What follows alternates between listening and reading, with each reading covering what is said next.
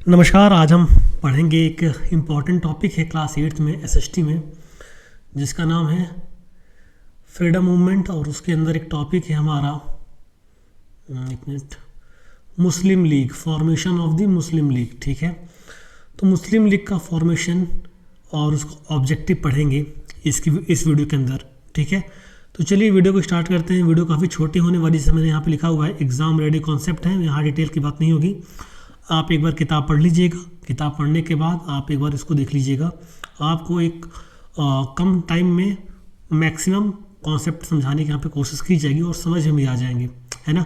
तो क्या करना है, पहले आपको अपने बुक से टॉपिक पढ़ लेना है एक बार। ठीक है, टॉपिक पढ़ने के बाद ये वीडियो देख लेनी है। ठीक है, केवल वीडियो देख के नहीं जाना है, पहले किताब से इस टॉपिक को क्या करना पड़ेगा, आपको पढ़ना पड़ेगा। ठीक है ना, क्योंकि यहाँ पे एग्ज़ाम रेडी कॉन्सेप्ट्स हैं बिल्कुल, जो आपके 20 लाइन में लिखी होगी किताब में, यहाँ पे मैं 6-7 लाइन में पूरा ख़त्म कर दूंगा। ठीक है ना, तो चलिए वीडियो को स्टार्ट करते हैं। टॉपिक है हमारा formation of the Muslim league and communalism. ठीक है, हम तो सभी जानते हैं कि जो 1857 के बाद क्या हुआ था, 1857 के बाद जो ब्रिटिश ने डिवाइड एंड रूल की पॉलिसी अपनाई थी, मतलब बांटो और राज करो। ठीक है ना, लोगों में फूट डाल के क्या करना है, राज करना है, इंडिया पे ऊपर क्या करना है, राज करना है। ठीक है, तो ये हुआ था 1857 के बाद क्या हुआ था, डिवाइड और रूल की पॉलिसी आ गई थी, डिवाइड एंड रूल की पॉलिसी आ गई थी। फिर यहाँ तक तो तब भी ठीक था, लेकिन जब इन्होंने 1905 में पार्टीशन ऑफ बंगाल किया, किसने किया था, लॉर्ड कर्जन ने किया था। किसने किया था, लॉर्ड कर्जन ने किया था। ठीक है, तो उन्होंने क्या किया था, बंगाल को 2 हिस्सों में बांट दिया था। बंगाल को, है ना, उन्होंने क्या किया था, बंगाल को 2 हिस्सों में बांट दिया था। एक हो गया था ईस्ट बंगाल और एक हो गया था वेस्ट बंगाल। एक मिनट रुक जाइए, ईस्ट बंगाल ना, ईस्ट बंगाल और एक वेस्ट बंगाल हो गया था। ठीक है, ये ईस्ट बंगाल क्या था, मुस्लिम मेजॉरिटी एरिया था, है ना। यहाँ पे मुस्लिम क्या थे, ज़्यादा थे, मुस्लिम मेजॉरिटी एरिया था आपका क्या, ईस्ट बंगाल।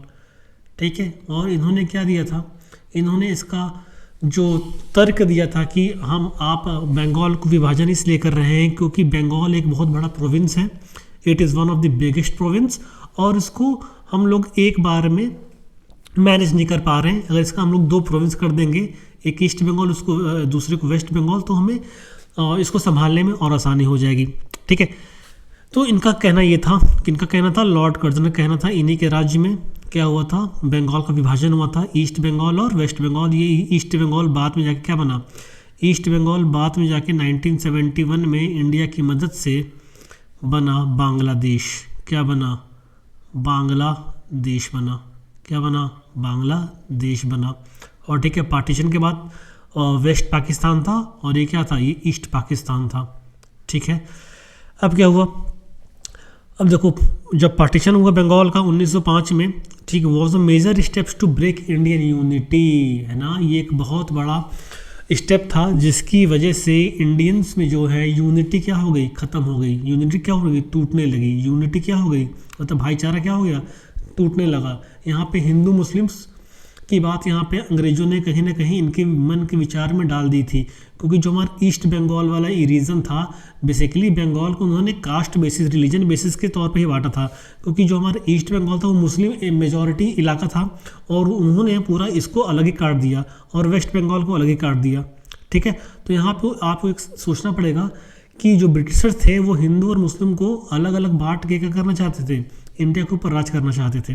ठीक है, तो यहाँ पे क्या हो गया था, जब हमारा पार्टीशन हो गया, है ना, ईस्ट बंगाल और वेस्ट बंगाल बन गया, तो यहाँ पे क्या हुआ, इंडियन यूनिटी में क्या हो गया, है ना, मतलब तनाव थोड़ा देखने को मिल रहा है, भाईचारे में तनाव थोड़ा देखने को मिल रहा है। ठीक है, और इसके बाद से क्या होता है, कुछ कांग्रेस लीडर्स के एक्शन से भी इसका प्रभाव पड़ा, जैसे ये बाल गंगाधर तिलक, जैसे क्या, बाल गंगाधर तिलक ने क्या किया, यहाँ पे गणेश चतुर्थी जैसे फेस्टिवल को ऑर्गेनाइज़ किया। उनका मानना ये था कि ये ऐसे फेस्टिवल ऑर्गेनाइज करने से हम क्या करेंगे, हिंदू और मुस्लिम में यूनिटी क्या करेंगे, यूनिटी करेंगे। किसको क्या प्रमोट करेंगे, प्रमोट करेंगे यूनिटी, प्रमोट करेंगे यूनिटी। लेकिन इनका जो प्लान है वो बैकफायर कर गया, जो इनका प्लान है वो बैकफायर कर गया।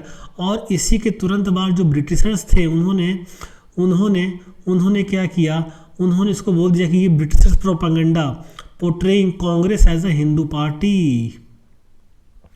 ब्रिटिश ने बोल दिया, मुस्लिम लीग के लीडर्स थे, है ना, जो कौन कौन से लीडर थे यहाँ पे, मेन जो लीडर थे आपके जी आगा खान थे और नवाब सलीमुल्लाह खान थे, ठीक है। ये कहाँ के थे, ये थे आपके ढाका के, है ना, कहाँ के थे, ढाका के, बांग्लादेश के।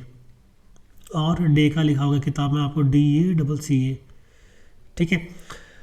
और क्या किया ब्रिटिशर्स, तो मतलब वो तो चाहते थे हमें कुछ मिले मसाला, इसका हम लोग इस्तेमाल करें।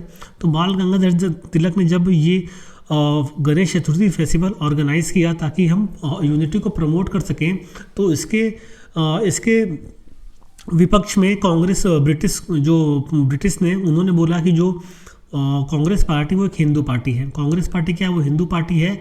वो केवल उनके पार्टी में भी केवल मोस्टली लीडर्स तो आपके हिंदू हैं, और वो एक हिंदुत्व पार्टी है। और मुस्लिम की जो ऑब्जेक्टिव है, जो मुस्लिम है, जो माइनॉरिटीज़ है, उनका ख्याल नहीं रखती ये पार्टी, ठीक है। ये पॉइंट क्लियर हो गया आपका, ठीक है।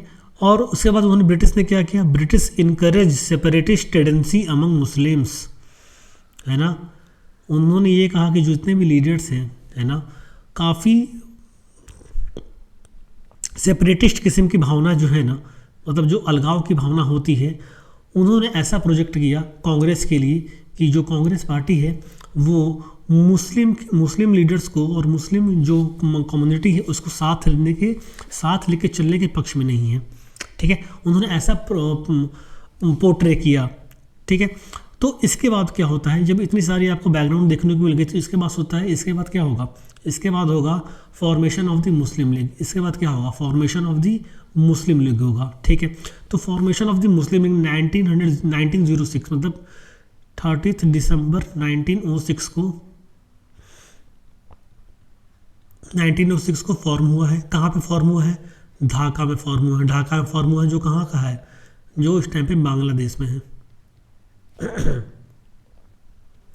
जो इस टाइम पे कहाँ पे है, इस टाइम पे बांग्लादेश में है। कौन कौन से मेन दो लीडर्स हैं, एक आगा खान है, एक नवाब सलीमुल्लाह खान है, जो कि ढाका के थे, ठीक है। और इनकी लीग को कौन सपोर्ट कर रहा है, इनकी लीग को सपोर्ट कर रहे हैं वाइसरॉय मिंटो। कौन सपोर्ट कर रहा है, वाइसरॉय मिंटो। एम क्या था, एम साफ सीधी बात थी, to safeguard the political and other rights of the Muslim, to safeguard the political and other rights of the Muslim. तो ये थी छोटी सी वीडियो, उम्मीद करते हैं कि आपको समझ में आ गया होगा, है ना।